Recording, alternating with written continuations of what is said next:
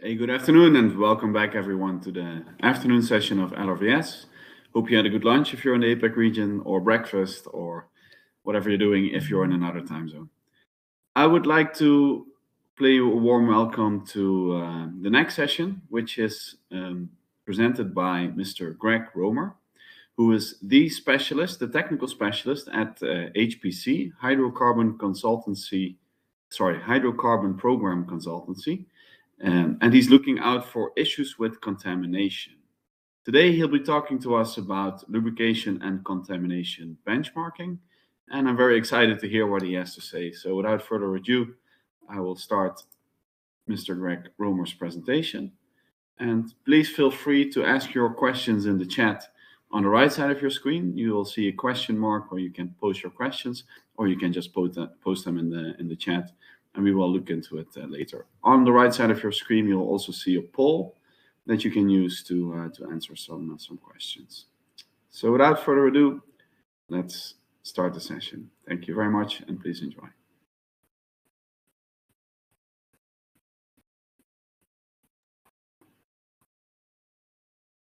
Good morning, ladies and gentlemen. My name is Greg Romer from HPC Consultancy, and I must apologise for having to pre-record this session for the Lubrication Reliability Virtual Summit, purely because of other commitments.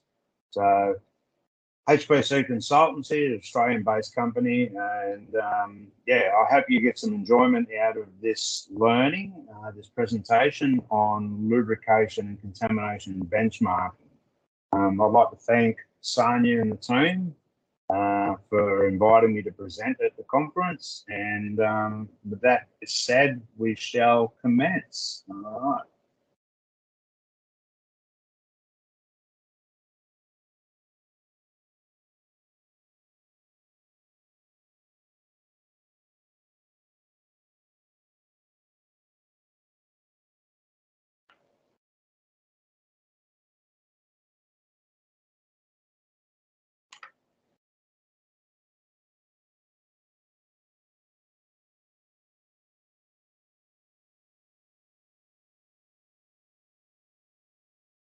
So, lubrication contamination benchmarking. Part of all lubrication programs and their success is about understanding the data and being able to baseline where you're at. Right? So being able to record the information, understand what the data is telling us, and being able to then understand where the key focus is going to be on improvement side of things.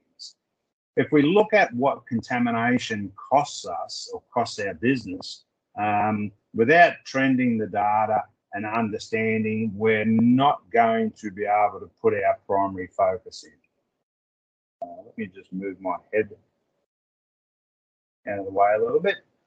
Okay, so understanding what contamination costs us, right? If we look at lubricant usage and consumption, we want to understand what's allocated and what's unallocated. And the following charts and graphs are going to give us some good representation of a client site on how we do things well and how we don't do things well. And some of the key drivers of contamination. Okay, so understanding how our data is presenting to us so that we can get it through. Big data is at the foundation of all mega trends, okay? And that is what's happening. Organisations are now focusing a lot closer on their capital outlays, right, and their maintenance budgets. So we want to be able to understand that.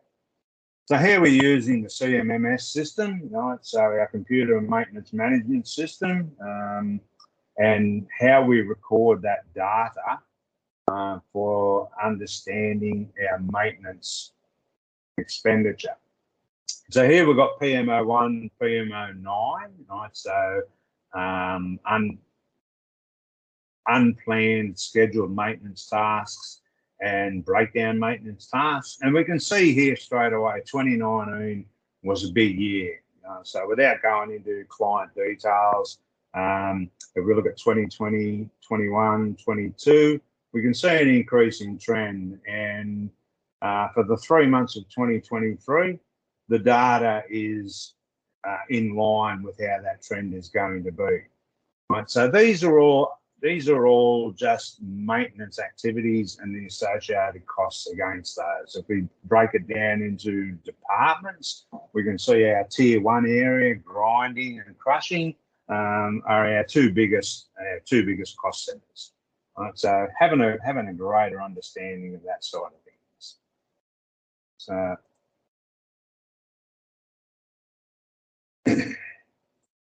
So that was the planned and scheduled stuff as far as what was recorded in the management system. Now, the question was asked, like, that can't be the true figure. And I said, that's exactly right. Like, that's not the true figure. The true figure is what we're seeing here with the unassigned or unallocated products. Right? So again, if we look at what our maintenance management system is for material movements, we see a similar trend as far as going up over the course of years. So in 2019, our people were doing things really well, booking things out against a particular asset or the hierarchy tree. And as we started moving through the years, we've become a little bit more complacent. A little bit further investigation found that we started using general consumable work orders and doing bulk inventory book outs against that work order. That then detracted away from how we understand our assets are working, and the only reliable data was on the breakdown stuff that was going into the management system. Okay, so as we went through and looked at the data, we now got a greater indication of how our equipment was working. So within if we look at 2022 here, for example, if we look at how our assets were running, we've got our maintenance PMO1, PMO9 work order materials, and we've then got our unallocated. And our true maintenance cost in that particular year was 11.4 million. Right? So we've got an increasing trend line. If we look at that 3-month snapshot, 1.8 million roughly, it's going to follow that trend and increasing. Right? So that now gives us a indication of where our biggest problems are going to start or are arising. So this then became critical for management to understand how we go about booking things out. Right? So lubricants, and in particular products, need to be booked out specifically against our asset hierarchy tree. Bulk lubricant consumable work orders, whilst they're easier for the departments, they cloud the data. Right? So it became very apparent, and we stressed that within the departments. In order to understand how we're operating, we need to be a little bit more thorough in our data presentations. So moving on, okay, now we know what our lubricant and our maintenance expenditure is. Where and what are our problems? Right? And to do that, we go back to our oil analysis. Right? So we look at what our analysis history is presenting to us, and this is a snapshot of 450 oil samples within that client site. And we broke it down into different analytes. Right? So as you can see there, we've got brasses and bronzes for different bearing materials. We've got our small iron, our fine iron, and our large iron. We've got moisture, we've got dirt signatures, ISO counts, etc. Right? And the obvious thing that stands out here, we've got our fine iron, okay, 267 samples out of the 449 were above our cautionary and towards our abnormal alarm limits. Okay, large iron, 95 of those samples. So we had some very compelling data as far as what it was. And when we looked at the lagging indicators, moisture 16%, dirt, silicon 12%, that attributed to 28% of what that problem was, okay, giving us that wear generation. The other side of it is if we look at our ISO cleanliness, right, so where our targets are versus where we currently sit, right, based on the 6 and the 14 micron counts, we can see that if we sustain at our target, our site target limit, like we can achieve a 70% life extension on our equipment. So this then becomes quite compelling when we present the data against the maintenance expenditure figure, right, again with the life extension. Right, so 47% of the total samples had an ISO count above the target. So 50% of them, right, and that was attributed to dirt or wear generation, moisture. Right, so quite compelling data when that gets presented to us. Right. If we come down to the bottom, right, here we've got the ISO cleanliness table, and then presenting that to management. If we can get our grip on the ISO cleanliness, then that's going to give us a life extension of 50%, right, above what our operating conditions are. Roller element bearings, 70%, so quite significant reductions in maintenance expenditure when we look at those types of figures. So how do we get these? How do we get these baselines? How do we get these figures? And every site should have their own hydrocarbon standard. And then for this particular client, they have their own hydrocarbon standard. Quite ambitious as far as what they want to achieve, and I think that that is quite within reason. To be able to have ambitious targets and lines to be able to aim for. So you can see here 320 centistoke oil. Right, they've got between 1613 and 1815. Right, so 1613 being based around hydraulics and 1815, for industrial gear oils, and 0.1% for moisture. Okay, so 100 ppm or lower, which is a very realistic target as far as what you should be maintaining your equipment at.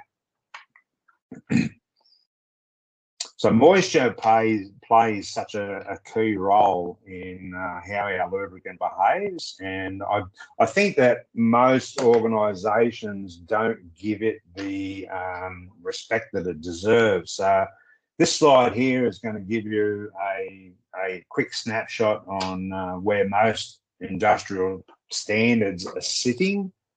Right, so 0.1%, right, 1,000 ppm. This is where most of our reporting is coming in at as far as FTIR oil analysis results, less than 0.1, okay?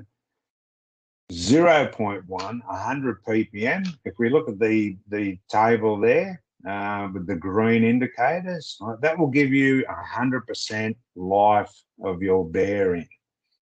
Right? If you look at the 0.1, right, then you're looking at 25% of your bearing life. So understanding how we have our equipment not reaching that design life, we always need to go back and look at what our moisture readings are. And if we're not getting the desired results that we want to achieve, then we need to look at the testing regime and what we're getting out of our oil analysis.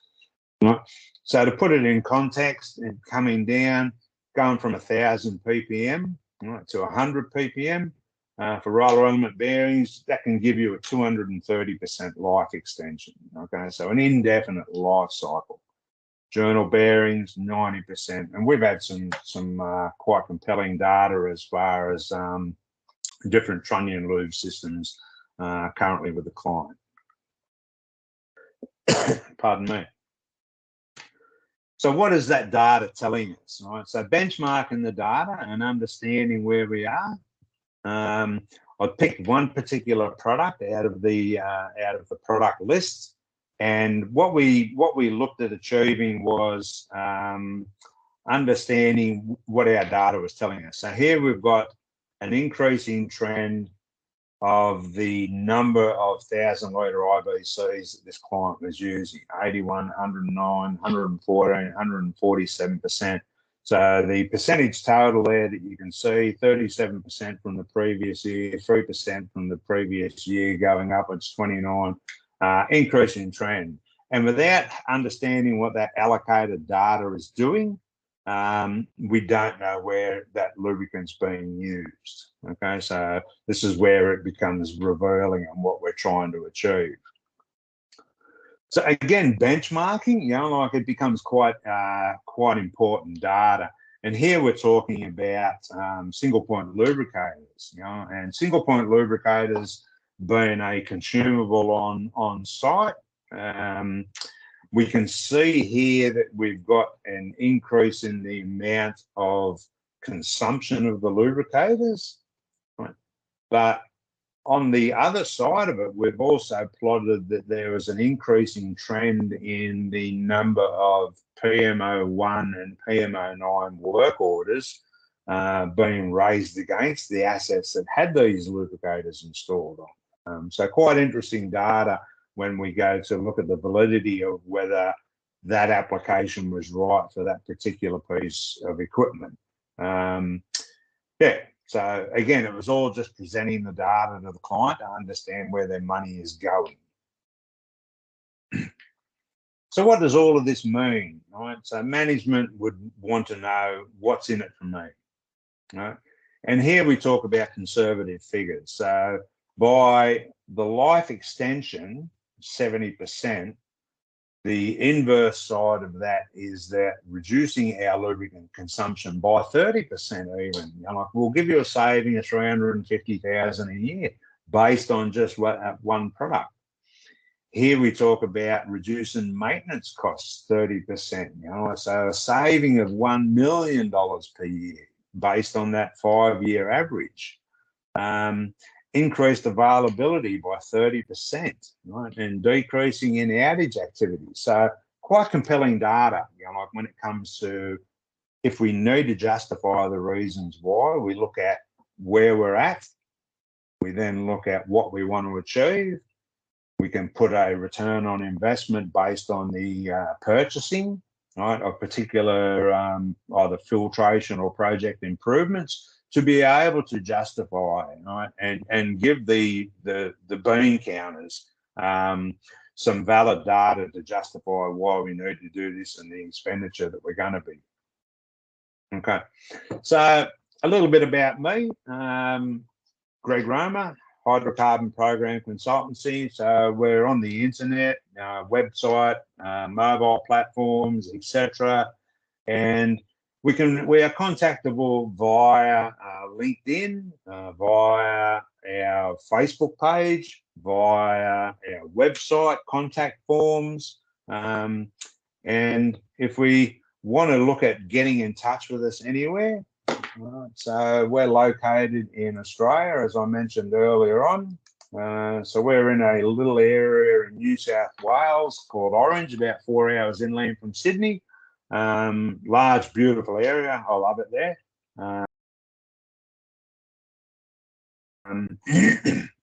Pardon me. We are servicing clients in that region as well as nationally, and within the Asia Pacific region. Okay, so we can certainly assist other clients depending on how the interest grows, like with our company, our website. So if you have any questions or you have any other requirements, my Australian phone number's there, our email contact details are there, and we certainly welcome and assist any client with any of their inquiries. We don't necessarily charge for general inquiries. It's just part of a service, to assist clients in achieving what their desired outcomes are going to be, which is to get to lubrication excellence. So if we move on, wrapping things up, If you have any questions, you can forward those via the moderator, or you can contact our company directly with any questions that you may have. I've just noticed a spelling mistake there, so my apologies for being unprofessional. Just to wrap things up, I'd like to thank Sonia and the team from the Lubrication Reliability Virtual Summit. It's been a pleasure presenting at this conference, and I hope you as the audience got a little bit out of it for the importance of benchmarking your program to then identify where your areas of improvement are going to present. Okay, so thank you once again, and I bid you all a good day.